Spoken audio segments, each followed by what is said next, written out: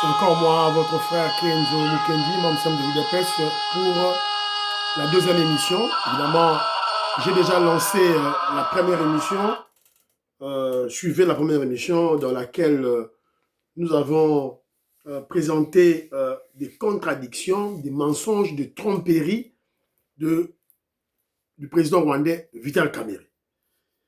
Alors aussi, il a essayé de s'attaquer à la communauté internationale qui s'attelle déjà à faire des sanctions ciblées contre le régime de Kagame. Il a écrit une lettre à la Maison Blanche. Voilà, donc voilà la première émission, Bolanda et tout là. Et puis, on s'est posé la question entre Vital Kamerhe et Maman Amida Chature, qu'est-ce qui se passe? Divorce ou divorce pas? Pas d'argent, pas de pouvoir, pas d'argent, pas d'Amida Chature. Voilà. Donc Vital Kamerhe, têtu, traître, Ayoragité, maintenant, par contre, il faut frapper. Voilà, Bolanda. Première émission. Bon, au cours de la deuxième émission, la première émission aussi, Prince Mpengela Lamouka, donc il fait des yeux doux au président Félix Tshisekedi. Bon, ceux qui vont acheter, tout éviter. Trouver Barara, Kalamingité. Alors, la deuxième émission, je veux beaucoup plus parler de Torobé Tamasolo, il y a Nini, il y a matinée politique. Parce que, comme vous le savez, le secrétaire général Augustin Kabouya, hier, a tenu une matinée politique. Il a animé une matinée politique en permanence, il y a UDPS. Alors, ce que vous devez comprendre, c'est que le secrétaire général Augustin Kabouya, qui fait office du président à l'intérim de l'UDPS, il anime très bien les matinées politiques. Et si vous remarquez bien, ses ennemis, les ennemis de la République, les ennemis de l'UDPS, ont peur des matinées politiques. La matinée politique à Augustin Kabouya Mabé. Quand la matinée politique, Augustin Kabouya a frappé Mbongo, a frappé Kagame, a frappé Katumbi, a frappé Hippolyte Kanambe. Dans la matinée politique, Oyo, c'était général Augustin Kabouya à Sakosala. Alors, il y a quelques extraits. Il y a matinée politique, Oyo, c'était général Augustin Kabouya à Saraki, Awa, quand il se...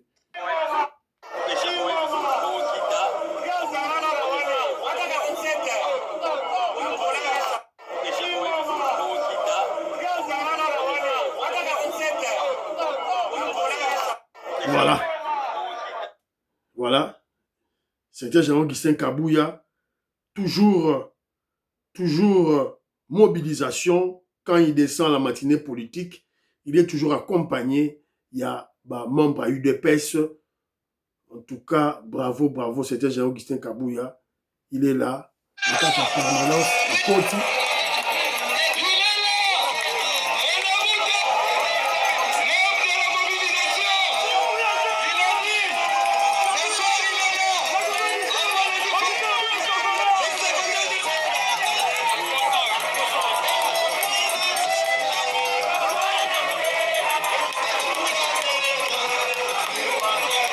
Voilà. Bravo, c'était Gérard Augustin Kabouya. Donc, vous comprenez que l'UDPS est redevenu uni avec comme seul chef hiérarchiquement établi, c'était général Augustin Kabouya, avec plusieurs secrétaires généraux adjoints, Bazali au Tournaillé. Voilà, donc, bravo, bravo. Alors, le président Félix Tshisekedi, secrétaire général Augustin Kabouya, il a tenu, évidemment, il a passé une communication, notamment ce que le président fait, les actions, les actes posés par le président Félix Tshisekedi au niveau des États-Unis d'Amérique, à l'Obéli Yango.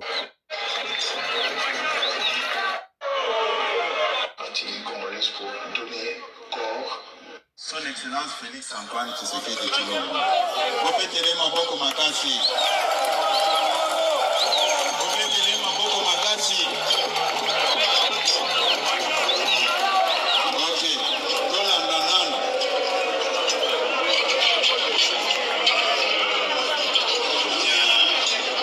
Voilà. Voilà.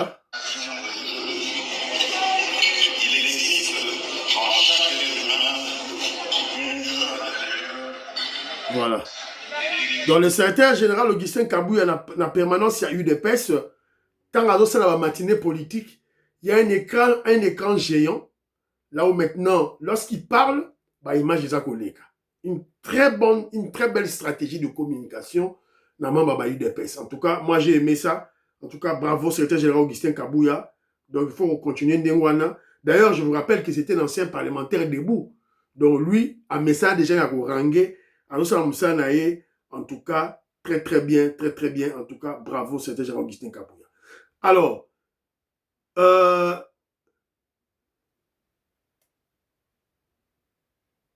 bravo, secrétaire général Augustin Kabouya. Alors, Tocha Sikoyo, toujours na Katiwana, secrétaire général Augustin Kabouya devait recadrer,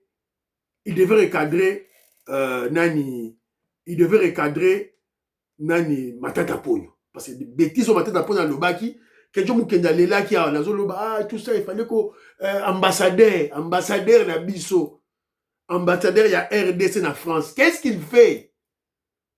Tellement qu'il ne concerne la droit de réponse. Voilà. Matata Pogno légui na TV5 sur la France 24, il a menti les gens. Oh, j'ai été jugé que par des Kassaïens. Alors qu'il a été jugé par la Cour constitutionnelle. Et Babimisi il y a une vidéo ya kala. Oh, le président de la Cour constitutionnelle à Lobaki, il avait présenté les juges. Oh, bah jujaki Matata Pogno. Batamanie ma bazalaki, batu a sud du bango, sud du Ibangi bazalaki, batu a bandu du bazalaki, batu a sud du Kivu bazalaki. Voilà. Donc il a menti. Il a menti.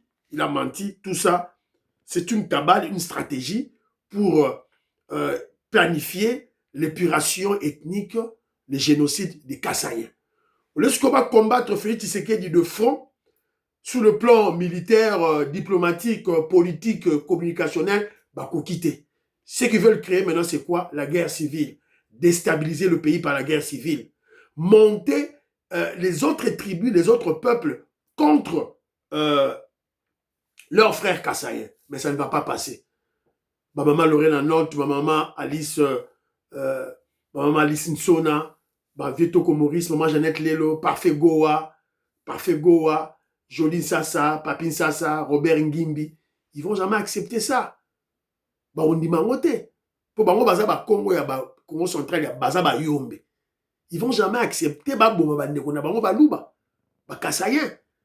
Alors, le malheur c'est que ils mènent cette cabale pas pour leur intérêt, mais c'est pour l'intérêt du Rwandais Kagame. C'est là où le bas blesse, c'est là où c'est révoltant. Et de fois, on a pitié de ces Congolais. C'est malheureux. Donc, alors, le secrétaire Augustin Kabouya a dit que ceux-là qui sont en France, qui devaient réagir, ils vont réagir. Allez, lui, il a pris le devant. Voilà. Bravo. Là, les occupants a sollicité audience et pas honorable Peter Kazati. Akenda Boutou, Bayambi. Après, Ayeko Kende pas sénateur Idrissa. Sénateur Idrissa Zalia. Sénateur Yaka. Azoba Masola, Mathias Lafone. Nalobaki, je suis un homme d'État, Makamsi Foko Bomba, mais Yelo Kola a dit Mokonzi Amboka Musapina Munoko Ngana Zoswaye. Makamio Saïd Sakinga, Nakolobango le Loa. Il est fait viva. Sénateur Azawak. Sénateur Yaka.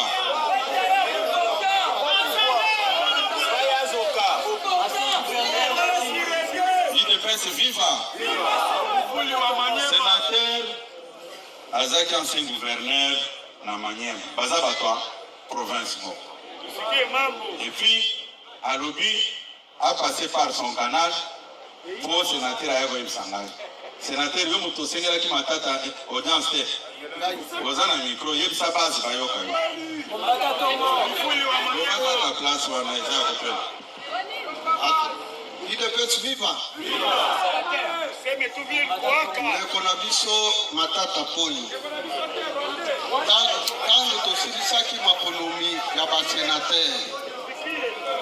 tokweyisaki ye na Maniema abandaki kobimisa 150,000 mais lokola nga nazalaki coordonnateur ya Union Sacré abandaki koencadre badepute azwaki voix moko akweyaki maintenant nalingaki naya awa Kinshasa par surprise ye mpe azalaki na voyage wana ye ayaki avant parce que nga nazalaki gouverneur akomi na aéroport nga nde mutu ya suka parce que mokonzi ya ekolo ifale aya na suka bato nyonso bamati na avion mais ye atikalaki ntango atikalaki nga nakomi nde ye abimi azali ngai na tarmaki après aye epa na ngai alingi félicitation mikolo ebele tokutanaki te mais lelo nzambe asungi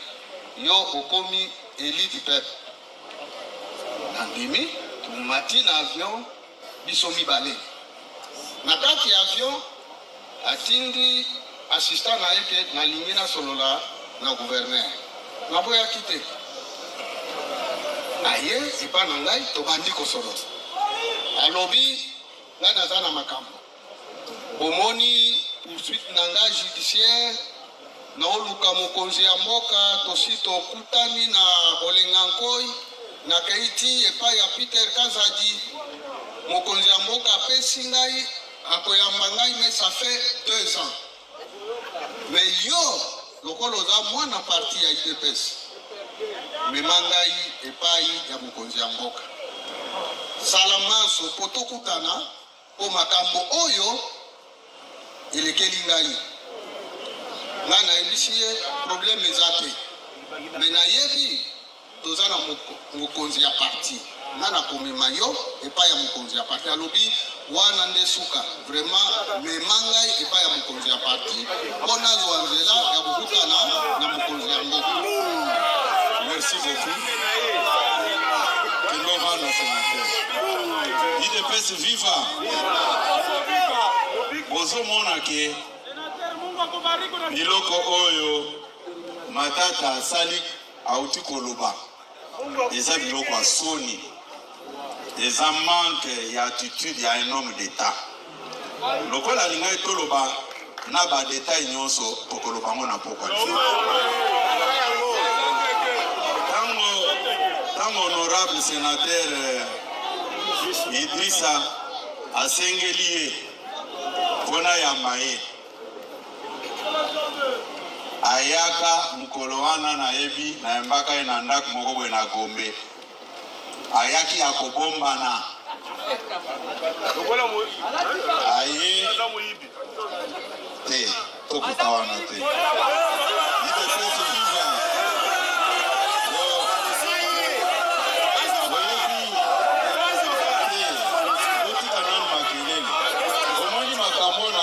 Sabino soki boambrie te nakoyebisa bino ndenge masolo nyonso elekana mais soki boambrie nakolobaka tosuki awa te UDPS viva.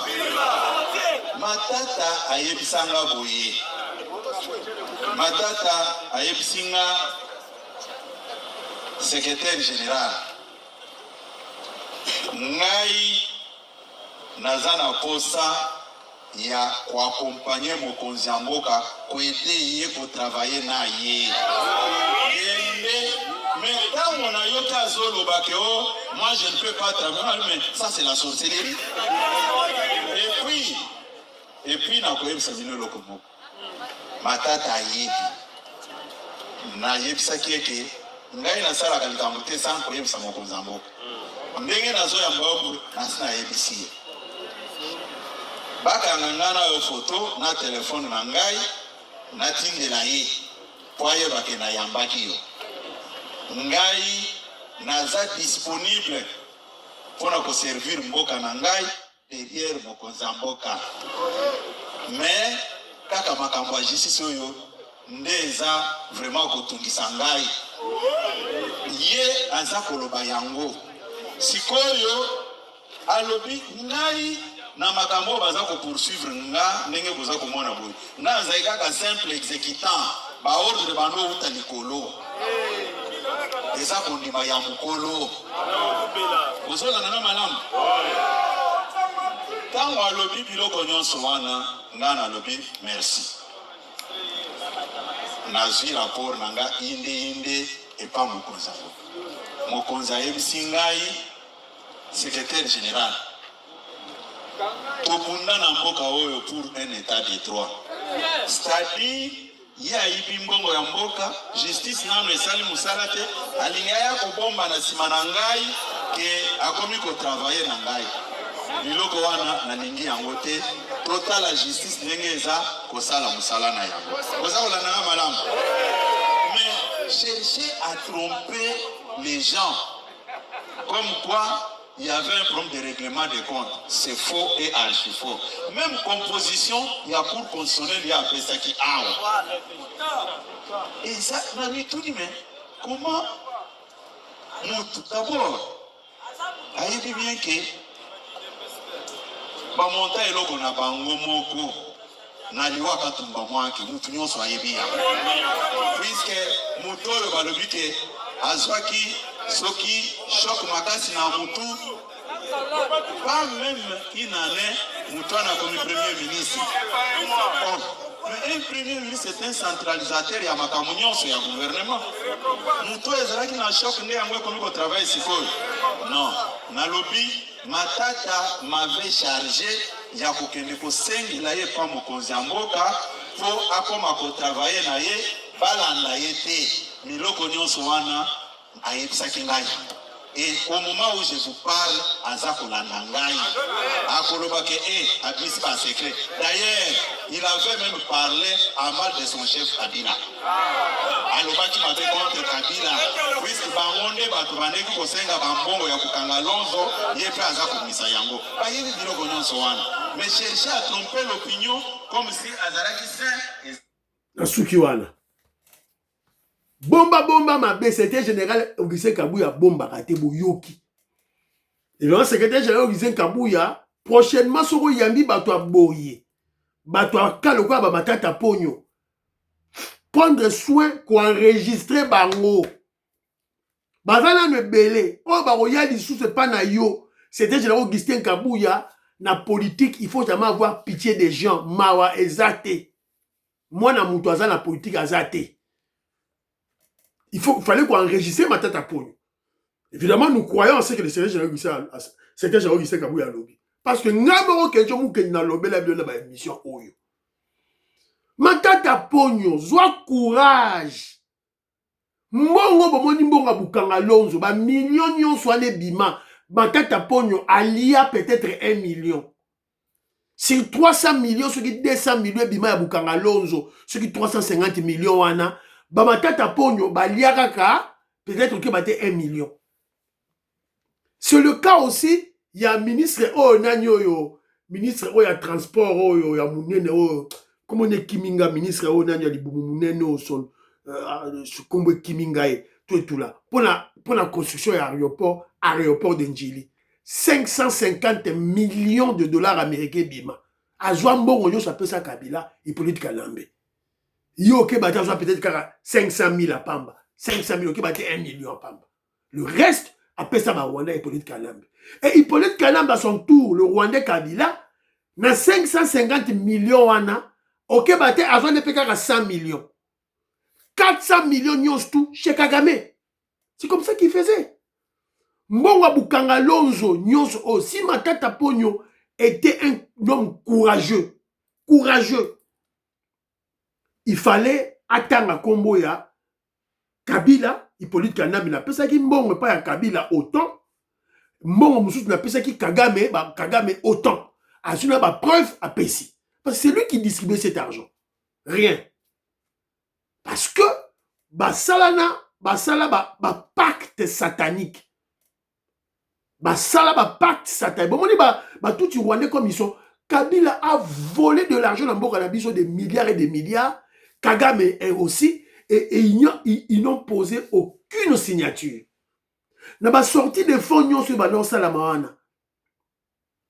Kabila n'a jamais placé sa signature. nyonso bino ba Congo José Makila ministre na bana luka José Makila mbongo bimana mbongo ya aéroport de Njili 550 millions de dollars américains à pesa wonyo sur politique à Nambe José Makila c'est lui qui a signé, c'est lui qui a endossé la responsabilité. Yamonia Kima après Matata Pogno il faut procès naé. Alors biso tozo le baraka Fachi Béton c'est pas un problème. Ministre Guillaume Ngefa bon ça a toujours dossier batonga ta bakima mboka bas pour ça la dossier et bo juger bango par contumace parce qu'ils ont fui. C'est le cas aussi de Moïse Nyarugabo, le Rwandais, qui a tué des gens depuis 1996 avec Laurent Désiré Kabila. Baroubewa, on a trouvé des armes, des hommes armés chez lui à la maison. Mais faites-les de coller l'heure de procès. Voilà. Donc, moi, je crois que Yamonde Tokena Baro, Bogi, c'était général Augustin Kabouya, Makambo, Gakezo Nassina Loba qui en déjà. Matata Pogno avait volé de l'argent à Kepesa Kabila. Yango, c'était général Augustin Kabouya à Lobi. C'était général Augustin Kabouya Kosakate. Maman Inège, Matos de Jorine, Maman Georgette Moukouna, Kosakate. Quand il vous avait dit, quand on a dit que Congolais que Kabila fouille, Akini Boutou, Abini à l'insu, Batouba Gangaki, alors que c'était vrai. Quoi payer Kabila Lelo? Mbeya. Pigeon voyageur, SDF, attends à domicile fixe. Voilà. En tout cas, merci secrétaire général Augustin Kabouya. Na matinée politique au Sali. En tout cas, bravo. Oh, je crois que c'est la 3e matinée d'affilée. Alors, nous exhortons secrétaire général Augustin Kabouya, bah matinée Moussoussou, Ago qui tapait dans ma fédération. Na Funa, na Tchangu, na côté na Bissokuna, voilà, c'est un peu ça. Alors, monsieur Sili, partageons l'émission. Bye bye, à la prochaine.